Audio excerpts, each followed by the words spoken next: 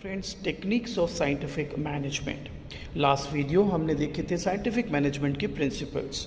आइए टेक्निक्स की बात करते हैं and we are going to start with time study.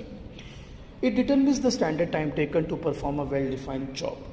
The objective of time study is to determine the number of workers to be employed, frame suitable incentive schemes and determine labor cost. Normal class में मैं आपको याद करा चुका हूँ। आइए एक example जिसको कॉन्सेप्चुअली सीखते हैं।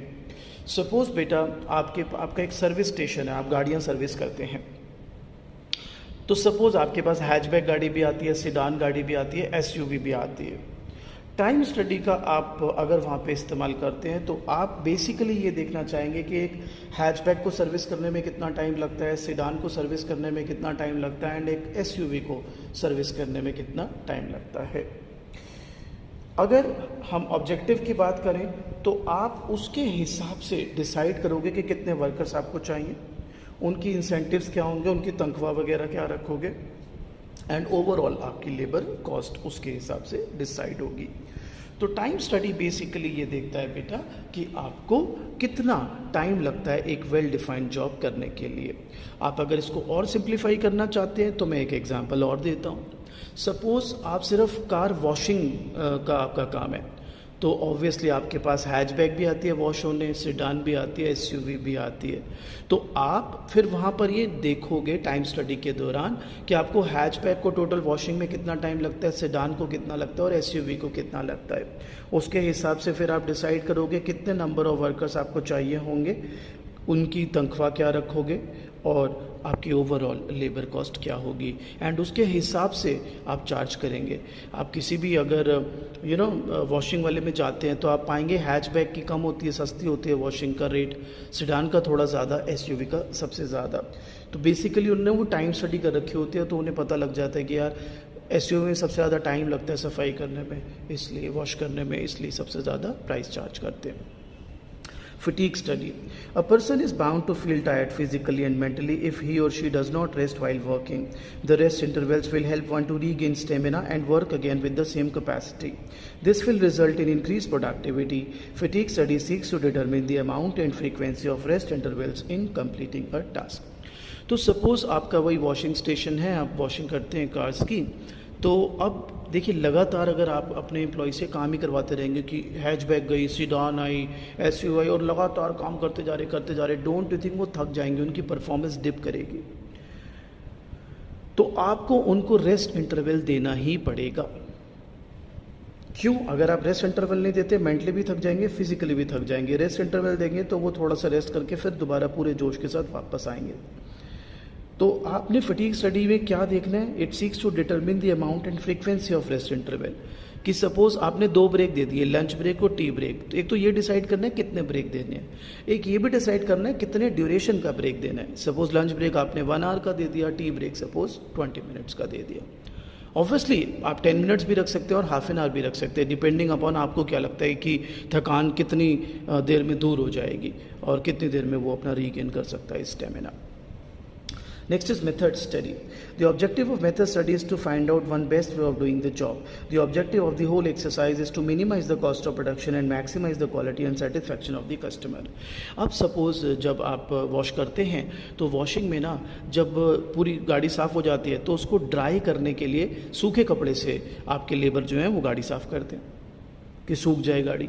अब उसमें दिक्कत क्या है? उसमें 3 परेशानियाँ। एक तो इट इज़ टाइम कंज्यूमिंग क्योंकि वो एक पार्ट पे सूखा कपड़ा मारेगा। दूसरा, अगर सूखा कपड़ा ही थोड़ा सा भी गंदा हुआ तो वो गाड़ी की फिनिश खराब हो जाएगी। तीसरा, डोंट यू पीपल थिंक, कई बारी देखिए एक ना तरीका होता है कपड़ा घुमाने का भी गाड़ी पे, उसको कहते हैं सर्कुलर वे में घुमाओ। अगर वो ऐसे रैश वे में घुमाएगा तो पेंट भी उखड़ सकता है गाड़ी का, अगर तेज़ ऐसे वो रब करेगा गाड़ी को। तो बेस्ट ये है कि आप कोई ऐसा कुछ मैकेनिकल मैकेनिज़्म बना लीजिए, कुछ ऐसा टेक्नोलॉजी ले आइए जिसमें आपकी गाड़ी एक बारी वॉश हुई, उससे पास करिए, वो अपने आप ड्राई कर दे गाड़ी को। If you can do that will be the best method. और ऑब्जेक्टिव क्या है? आपका कॉस्ट ऑफ प्रोडक्शन कम होगा, quality and satisfaction of customer बढ़ जाएगा। अब यहाँ पे ये डिबेटेबल जरूर हो सकता है सर कॉस्ट ऑफ प्रोडक्शन कैसे कम हो जाएगी, मशीन तो बहुत महंगी आएगी। तो उसका काउंटर पॉइंट ये है कि एक बारी की कॉस्ट है लेकिन देखो समय कितना बचेगा, आपके लेबर भी तो कम लगेंगे फिर। दूसरा, क्वालिटी बेस्ट आएगी क्योंकि कंप्यूटराइज्ड होगा तो एकदम साफ़ सुथरा निकलेगा, कोई दिक्कत नहीं होगी और कस्टमर भी सेटिस्फाई रहेगा। क्यों? क्योंकि उसको टाइमली मिल जाएगी गाड़ी और अच्छी साफ़ सुथरी गाड़ी मिलेगी, सूखी भी प्रॉपर हुई होगी। तो मेथड स्टडी में ये देखते हैं। हाँ, next is motion study. It refers to the study of movements like lifting, putting object, sitting and changing position, etc., which are undertaken while doing a typical job. Unnecessary movements are sought to be eliminated so that it takes less time to complete the job efficiently. अब मेरा बच्चा वही washing centre है आपका, अब वहाँ पे क्या कर रखा है आपने कि जब गाड़ी पूरी तैयार हो जाती है तो वो एंड में क्या करते हैं, वो कागज़ के वो पायदान वगैरह रख देते हैं ना, ताकि वो जब आप बैठो तो गंदी ना हो गाड़ी। तो सपोज़ वो जो हैं वो आपने सेकंड फ्लोर पे रखे हुए हैं, तो जब भी कोई गाड़ी तैयार होती है और जब वो कागज़ वाले वो रखने होते हैं आपने वो जो पायदान टाइप, तो उसके लिए आपका बंदा पहले सेकंड फ्लोर जाता है। Don't you think it doesn't make sense, जहाँ पे आप वॉश कर रहे हो, धुलाई कर रहे हो, सफाई कर रहे हो, सुखा रहे हो गाड़ी को, वहीं आस पास रख दो ताकि हाथों हाथ वो वहीं से डाल के रखता जाए। तो अननेसेसरी मूवमेंट्स को एलिमिनेट करो ना।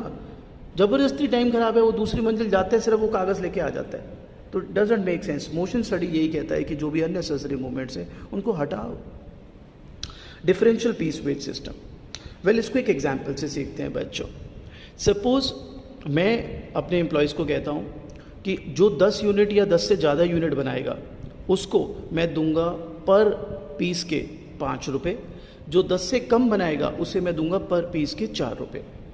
Before I explain it further मैं आपको बता दूं, यूजुअली 2 टाइप के वेज सिस्टम होते हैं, एक होता है टाइम वेज सिस्टम, एक होता है piece wage system. Time wage system में महीने के हिसाब से, हफ्ते के हिसाब से, दिहाड़ी के हिसाब से पेमेंट करते हैं। पीस वेज में जितने वो आइटम्स बनाएगा, जितने पीस बनाएगा उसके हिसाब से पेमेंट करते हैं। तो अब उस केस में जो मेरा एग्जाम्पल था, अगर किसी ने 9 यूनिट्स बनाए 4 रुपये के हिसाब से 36 रुपीज़ लेके जाएगा, लेकिन अगर किसी ने 11 यूनिट्स बनाए तो वो 5 रुपीज़ के हिसाब से 55 रुपीज़ लेके जाएगा। सिर्फ 2 यूनिट का फ़र्क और वेजेस में 19 रुपीज़ का फ़र्क। अगर आप उनका हिसाब वैसे लगाओ तो ऑलमोस्ट 50% का फ़र्क आ जाता है, 36 से 55 जाते हुए। तो आपको कितना बड़ा इंसेंटिव है to produce more. So Taylor was a strong advocate of piece-based system. He wanted to differentiate between efficient and inefficient workers. Standard time and other parameters should be determined on the basis of work study.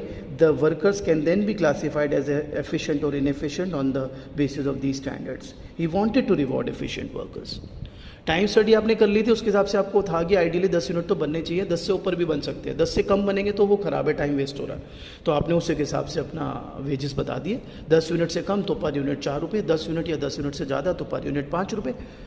तो जो efficient होंगे वो 10 या 10 से ज़्यादा बनाएंगे, जो inefficient होंगे वो 10 से कम बनाएंगे, and as a result inefficient जो उनको पैसे भी कम मिलेंगे बच्चों।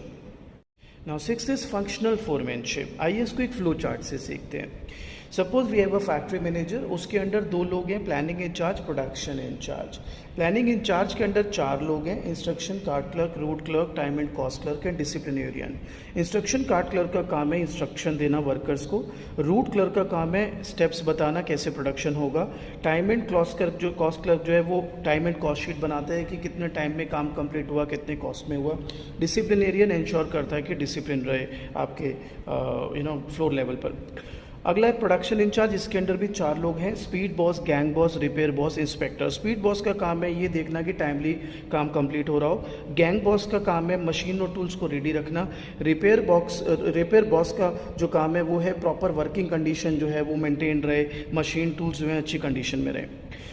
इसके बाद है बेटा इंस्पेक्टर, इसका काम है क्वालिटी को चेक करना, जो फाइनल गुड बनेगा।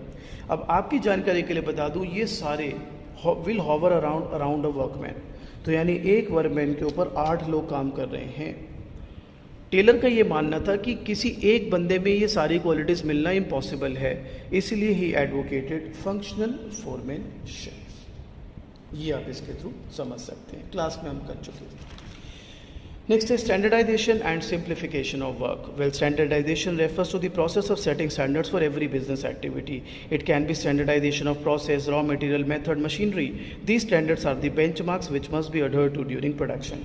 Suppose मेरा बच्चा, मैं मार्कर्स बनाता हूँ, तो मार्कर्स के लिए मेरे को रॉ मटेरियल चाहिए होता है, तो मैंने एक स्टैंडर्ड इस्टेब्लिश करा हुआ है कि इससे नीचे की क्वालिटी मैं यूज़ करूँगा ही नहीं। अगर मेरे को महंगा पड़ रहा है मैं महंगा लूँगा और मैं अपने प्राइस बढ़ा दूंगा चीज़ का, लेकिन मैं क्वालिटी के साथ कॉम्प्रोमाइज़ नहीं करूँगा। तो आप अपने प्रोसेस का स्टैंडर्ड बना सकते हैं, रॉ मटेरियल का स्टैंडर्ड बना सकते हैं, मेथड का स्टैंडर्ड बना सकते हैं, एक पर्टिकुलर टाइप ऑफ क्वालिटी है मशीन की वो उसका स्टैंडर्ड बना सकते हैं। और आपने जब भी अपना प्रोडक्शन करना है अडहर करना है इन बेंचमार्क्स को, इन स्टैंडर्ड्स को, इसके नीचे जाना ही नहीं। फ़ायदे क्या हैं इसके? It reduce a given line और product to fix type size and characteristic, कि मुझे एक पर्टिकुलर वैरायटी चाहिए, मुझे एक पर्टिकुलर टाइप चाहिए, इसके नीचे मैं मानूंगा ही नहीं। To establish interchangeability of parts and product, और अगर मुझे लगता है कि यार जो मैं चाह रहा था जिस क्वालिटी का, जिस स्टैंडर्ड का, वैसी चीज़ नहीं है तो मैं उसको चेंज करूँगा। To establish standards of excellence and quality, और मैं एक बेस्ट क्वालिटी ही प्रोवाइड कर रहा हूँ, एक्सीलेंट सर्विसेज ही प्रोवाइड करने की कोशिश है, उसके नीचे मैं काम ही नहीं करना चाहता। To establish standards of performance of man and machine, देखिए अगर हमने एक स्टैंडर्ड सेट किया हुआ है, सपोज एक प्रोसेस का स्टैंडर्ड सेट किया हुआ है, उसमें एक टाइम का स्टैंडर्ड सेट किया हुआ है कि इतने टाइम में कंप्लीट होगा, तो जो लोग उसको कंप्लीट कर पा रहे हैं वो मेरे लिए ठीक है, जो नहीं कर पा रहे मैं उनकी परफॉर्मेंस को बहुत अच्छा रेट नहीं करूँगा। जिस क्वालिटी का प्रोडक्ट मुझे चाहिए, अगर एक पर्टिकुलर मशीन मुझे वो दे पा रही है तो दैट मशीन विल स्टे। अगर वो मुझे, मेरे को जो क्वालिटी चाहिए वो नहीं दे पा रही तो मैं उस मशीन को आगे यूज़ नहीं करूँगा। Simplification. It aims at eliminating unnecessary diversity of product. It aims at eliminating superfluous variety, sizes and dimension. It results in saving of cost of labor, machine, tools, etc. It implies reduced inventory, fuller utilization of equipment and increasing turnover. एक example से सीखते हैं। Suppose आप trousers बनाते हो, भाई trousers के size क्या होते हैं? 28, 30, 32, 34 ऐसे। कुछ बाहर की कंपनीज हैं जो ऐसे भी बनाती हैं 32 रेगुलर, 32 स्लिम, 32 लार्ज। लेकिन अगर आप इसके भी ज़्यादा वैरायटी बनाने लगो, आप बोलो जी मैं तो 30 और 32 के बीच में भी 10 वैरायटी, 20 वैरायटी बनाऊंगा, कैसे? 30.1, 30.2, 30.3, 30.4, 30.5, 30.6, 30.7, 30.8, 30.9, देन 31.1, 31.2, 31.3 एंड सो ऑन। आपको नहीं लगता अननेसेसरी वैरायटी बना रहे हो? क्यों बना रहे हो अननेसेसरी वैरायटी? इतने अननेसेसरी साइज बनाने की जरूरत क्या है? अरे 30, 32, 34, ज़्यादा हो जाए तो 30 regular, 30 slim, 30 large, same with 32, same with 34। Unnecessary variety ना क्रिएट करो, इससे आपकी लेबर की कॉस्ट बचेगी, आपकी मशीन कम घिसेगी, टूल्स कम लगेंगे, स्टॉक भी कम रहेगा। अब अगर आप सोचो जो बंदा 30.1 से लेके 30.9, 31.1 से लेके 31.9 की पैंटें ट्राउजर्स बना रहा है, कितना तो स्टॉक रखेगा वो? फुल यूटिलाइजेशन इक्विपमेंट का कभी हो ही नहीं पाएगा, ओवर यूटिलाइजेशन जाएगा हमेशा, और टर्नओवर जो है कभी हो ही नहीं पाएगा। अच्छा, टर्नओवर मतलब होता है आपका सेल होना। इतना सारा स्टॉक रखोगे, इतनी अननेसेसरी वैरायटी रखोगे, खाक बिकेंगी क्या? तो आपका टर्नओवर भी अच्छा नहीं होगा। तो सिंप्लीफिकेशन का ये मतलब नहीं है वैरायटी मत रखो, इसका मतलब है सिंप्लीफाइड रखो, अननेसेसरी वैरायटीज क्रिएट करने की जरूरत नहीं है। मैं तो आज भी देखता हूँ, अगर आप जितने भी बड़े वो देखें, लेकोस्टे है या जो भी बड़े ब्रांड्स हैं, उन्होंने तो यार जो उनकी शुरू से चली आ रही है वही वैरायटीज आज भी बना रहे हैं। कोई बहुत ज़्यादा तो वो वैरायटी क्रिएट करते ही नहीं है। सो सिंप्लीफिकेशन मीन्स सिंप्लीफाइड रखिए अपने गुड्स को, अपने प्रोसेसेस को। अननेसेसरी वैरायटीज़ अगर आप क्रिएट करेंगे तो ये सारी चीज़, आपका स्टॉक भी बढ़ जाएगा, आपका इक्विपमेंट भी अच्छे से यूटिलाइज नहीं हो पाएगा, आपका टर्नओवर भी कम रहेगा, लेबर की कॉस्ट भी बढ़ जाएगी, मशीन टूल्स की डेप्रिसिएशन भी बढ़ जाएगी। So these were the techniques of scientific management.